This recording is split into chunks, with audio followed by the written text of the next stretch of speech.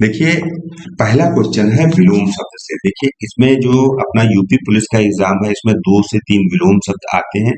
तो वही उसी के हिसाब से यहाँ कुछ विलोम शब्द रखे गए हैं जिनका आपको उत्तर देना है। तो इसका विलोम पूछा गया है, अंतिम का विलोम क्या होगा? प्रथम होगा, प्रारंभ होगा, इति होगा या आदि होगा? देखिए, अंतिम का जो विलोम है प्रथम होगा, क्योंकि अंतिम का मतलब होता है बिल्कुल लास्ट, और प्रथम का होगा फर्स्ट। तो अंतिम का विलोम होगा प्रथम।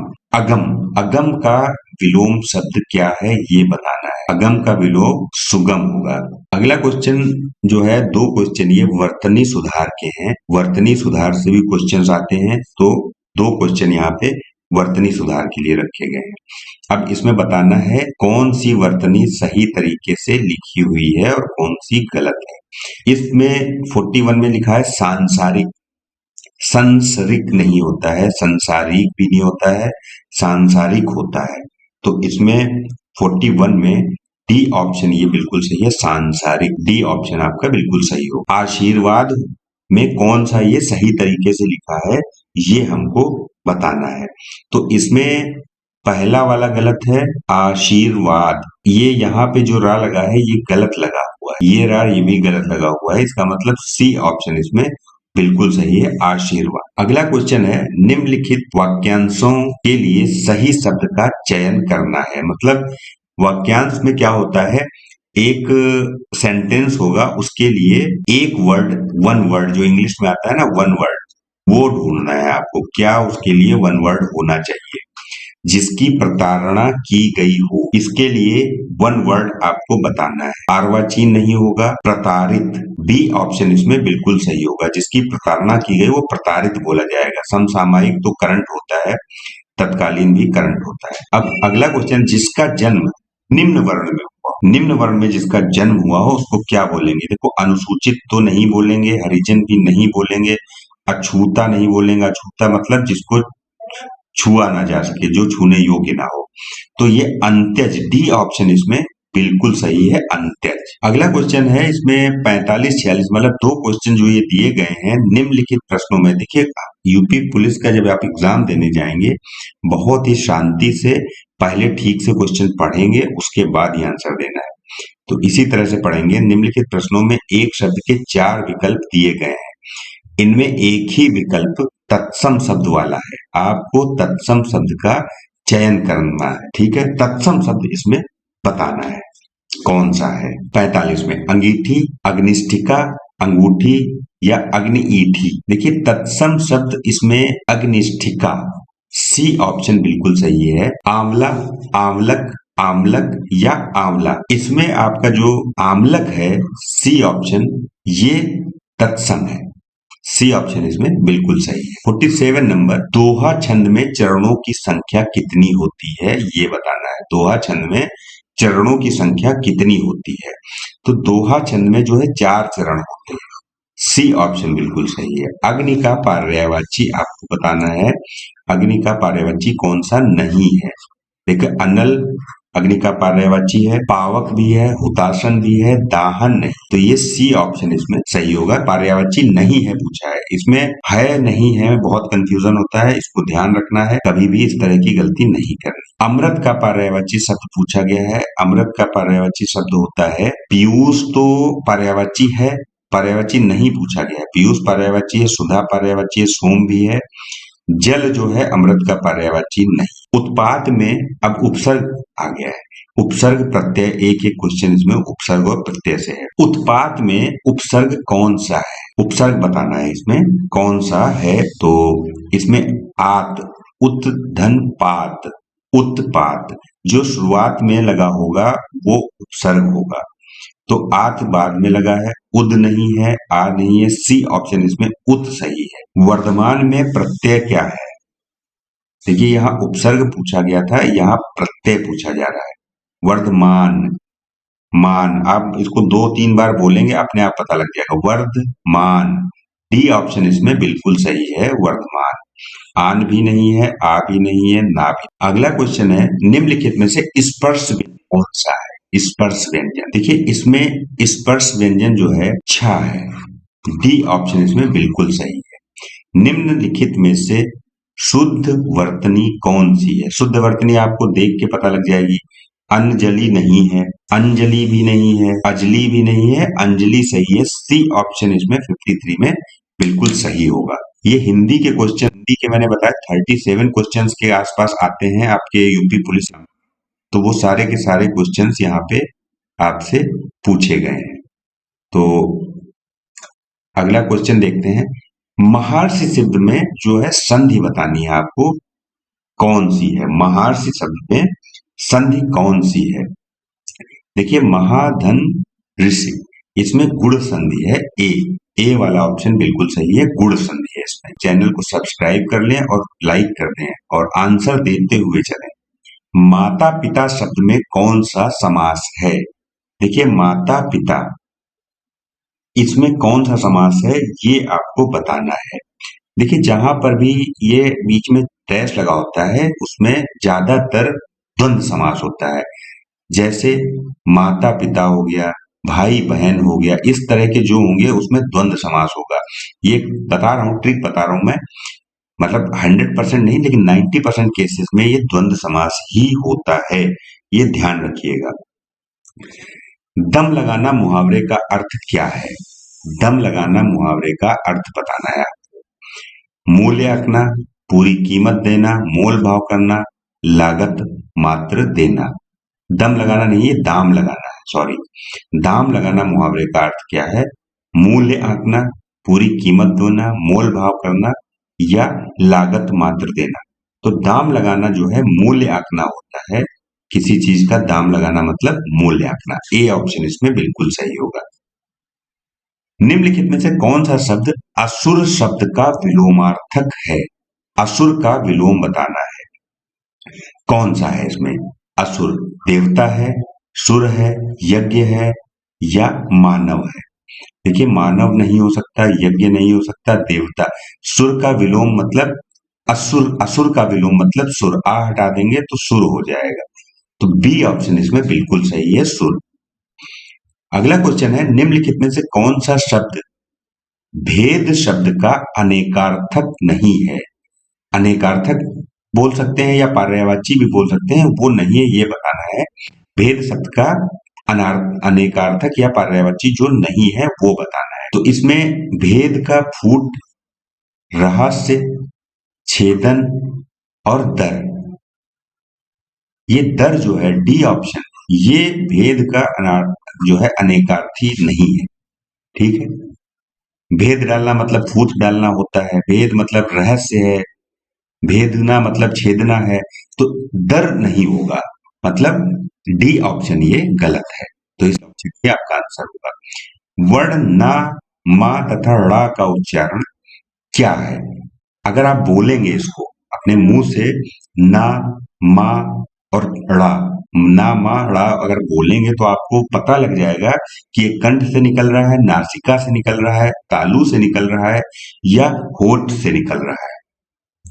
ठीक है, तो इसको उसी हिसाब से आप बता सकते हैं। कैसे? ना, ना, मा, ड़ा। देखिए, नासिका से ये निकल रहा है, इसलिए इसमें ये नासिका आंसर बिल्कुल सही होगा। अब जैसे होंठ से कौन कौन से पा बोलेंगे तो होंठ से होता है, तो वो ये वाला होता है, लेकिन यहाँ नासिका से निकल रहा है, इसलिए ना, मा, ड़ा का उच्चारण स्थान सी वाला होगा, नासिका। निम्नलिखित में से कौन सा शब्द स्त्रीलिंग है? देखिए, स्त्रीलिंग बताना है। मेरे हिसाब से स्त्रीलिंग पकड़ने का सबसे अच्छा तरीका ये है, उसको थोड़ा सा आगे सेंटेंस बनाए। कैसे? पंख होते हैं, अगर यहाँ पे होती है होता तो ये स्त्रीलिंग हो जाता। पंछी उड़ते हैं, ठीक है, उड़ती है तो स्त्रीलिंग हो जाता। पंक्ति होती है, पक्षी उड़ते हैं, तो मेरे हिसाब से ट्रिक बताइए, उसके हिसाब से सी ऑप्शन बिल्कुल सही है और यही सही आंसर है। इसी तरह से आप स्त्रीलिंग पकड़ सकते हैं, स्त्रीलिंग वाला क्वेश्चन आपका गलत नहीं होगा। सिंह के बच्चे को, सिंह मतलब शेर, इसके बच्चे को क्या कहते हैं ये बताना है। राशि बोलते हैं, कुच्छा बोलते हैं, सिंह श्रावक बोलते हैं या अंबार बोलते हैं? देखो, सिंह श्रावक, शेर का बच्चा, सी ऑप्शन बिल्कुल सही है इसमें। अगला क्वेश्चन है, कैंची किस भाषा का शब्द है? कैंची, ये तुर्की है, जापानी है, पाश्तो है या अरबी है? ये किस भाषा का शब्द है, ये हमको बताना है। देखिए कैंची जो है तुर्की भाषा का शब्द है। ये मैं जो शब्द हैं ये भी आपको सारे शेयर कर दूंगा कि कौन से किस भाषा के शब्द आते हैं। तो इसका आपको उपसर्ग और ये सब मैंने पीडीएफ शेयर की थी पेड ग्रुप में, शायद आप लोगों ने पढ़ी होगी, और ये शब्द भी मैं शेयर कर दूंगा। 63 नंबर का क्वेश्चन है, उद्गम शब्द में कौन सा उपसर्ग है? उद्गम शब्द में कौन सा उपसर्ग है ये आपको बताना है। देखिए उद्गम जो उपसर्ग है वो शुरुआत में लगते हैं, तो ता तो है ही नहीं, आ भी नहीं है, अति भी नहीं है, उद, तो बोलने से समझ में आ रहा ना, उद। तो उद्गम में डी ऑप्शन बिल्कुल सही है। उद्गम का जो है उपसर्ग उद है। और मैंने उद्गम और ये इस तरह के उपसर्ग का भी पीडीएफ शेयर किया है पेड ग्रुप में। पेड ग्रुप जो लोग भी ज्वाइन करना चाह रहे हैं उनको 199 का एप्लीकेशन का सब्सक्रिप्शन लेना है, वो डायरेक्टली पेड ग्रुप में ऐड हो जाएंगे। ठीक है, तो अब अगला देखते हैं। देखिए ये 64 से 75, 64 से 75 तक के जो लेखांश को पढ़कर उत्तर देना है। ठीक है, तो इसको पहले ठीक से पढ़ेंगे, दिमाग में बिठाएंगे, उसके बाद आंसर देंगे। देखिए इतना ज्यादा टाइम नहीं लगा देना है कि आप इसको सॉल्व ना कर पाए समय के अंदर। तो इसको एक बार जल्दी से पढ़ के दिमाग में रख लेना है और उसके बाद फिर इसको आंसर देना है। जातियां इस देश में जातियां इस देश में अनेक आई, लड़ती झगड़ती भी रहीं, फिर प्रेम पूर्वक बस भी गई। सभ्यता की नाना सीढ़ियों पर खड़ी और नाना और मुख करके चलने वाली इन जातियों के लिए एक सामान्य धर्म खोज निकालना कोई सहज बात नहीं थी। भारतवर्ष के ऋषियों ने अनेक प्रकार से अनेक ओर से इस समस्या को सुलझाने की कोशिश की, पर एक बात उन्होंने लक्ष्य की थी, समस्त वर्णों और समस्त जातियों का एक समान आदर्श भी है, वह है अपने ही बंधनों से अपनों को बांधना। मनुष्य पशु से किस बात में भिन्न है? आहार, निद्रा आदि। पशु सुलभ स्वभाव उसके ठीक वैसे ही है जैसे अन्य प्राणियों की, लेकिन फिर भी पशु से भिन्न है। उसमें संयम है, दूसरों के सुख दुख के प्रति संवेदना है, श्रद्धा है, तप है, त्याग है। यह मनुष्य के स्वयं के उद्भावित बंधन है, इसलिए मनुष्य झगड़े घंटे को अपना आदर्श नहीं मानता, गुस्से में आकर चढ़ दौड़ने वाले अविवेकी को बुरा समझता है और वचन, मन और शरीर से किए गए असत्याचरण को गलत आचरण मानता है। अब इसमें जो है इससे रिलेटेड क्वेश्चंस दिए गए होंगे, उन क्वेश्चंस का हमें जवाब देना है। ठीक है, अब देखते हैं। ये 5 नंबर मतलब 64, 6 और 5 11, 64, 6 70, 5 75, 6 5 11 12 क्वेश्चन जो हैं ये नंबर पूरे पक्के हैं, ये आपके गलत नहीं होने चाहिए किसी भी तरह से। ठीक है, अब पहला क्वेश्चन देखिए, अहिंसा, सत्य और अक्रोध मूलक धर्म का उक्त क्या है? ठीक है, अभी जो हमने पढ़ा है उसके हिसाब से आप इसको अगर सॉल्व करेंगे तो इसमें आत्मनिर्मित बंधन जो पूरा सारांश निकल के आता है वो आत्मनिर्मित बंधन निकल के आता है। ए ऑप्शन इसमें बिल्कुल सही है। देखिए मैं इसको इतनी जल्दी इसलिए कर रहा हूँ क्योंकि मैंने ये चैप्टर, ये जो पद्यांश है पहले ही कई बार पढ़ा है, इसलिए मैंने इसको डायरेक्ट आंसर लगा दिया। आप भी इसको एक दो बार पढ़ेंगे तो क्लियर हो जाएगा। देश में आने वाली विभिन्न जातियों ने क्या खोज निकाला? अभी पढ़ा था हमने, देश में आने वाली विभिन्न जातियों ने क्या निकाला? सामान्य धर्म। ए ऑप्शन इसमें बिल्कुल सही है। किन्होंने ये खोजा कि सभी जातियों का एक सामान्य आदर्श है? देखिए अभी हमने पढ़ा था इसमें ऋषियों ने खोजा, तो इसमें सी ऑप्शन बिल्कुल सही है। देखिए ये वाला जो है बिल्कुल भी गलत नहीं होना चाहिए, ये नंबर पूरे पक्के होने चाहिए आपके। मनुष्य कौन बनाता है? सत्याचरण, सदाचार, परोपकार या आत्मनिर्मित बंधन? देखिए अभी हमने पढ़ा था आत्मनिर्मित बंधन। डी ऑप्शन इसमें बिल्कुल सही है।